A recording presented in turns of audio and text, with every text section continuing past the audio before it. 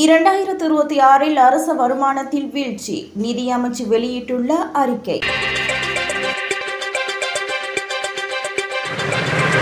2025 ஆண்டுடன் ஒப்பிடுகையில் 2026 ஆண்டில் இலங்கையின் ஒட்டுமொத்த அரச வருமானம் குறையும் என நிதி அமைச்சு தெரிவித்துள்ளது.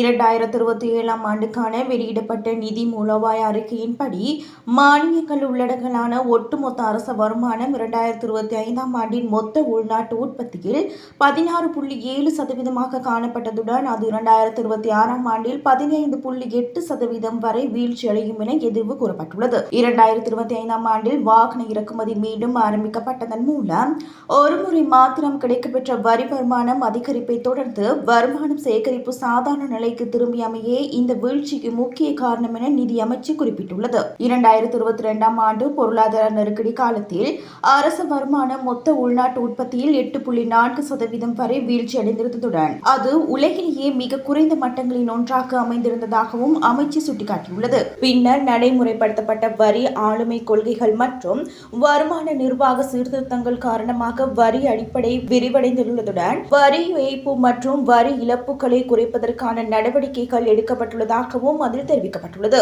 இருப்பினும் மத்திய கிழக்கின் புவிசார் அரசியல் சூழ்நிலைகள், உலகளாவிய வர்த்தகம் மற்றும் எரிசக்தி சந்தையில் ஏற்படக்கூடிய தடங்கள் காரணமாக எதிர்காலத்தில் அரசு வருமான இலக்குகளை தக்க வைத்துக் கொள்வது சவாலாக அமையலாம் என நிதி அமைச்சு வலியுறுத்தியுள்ளது.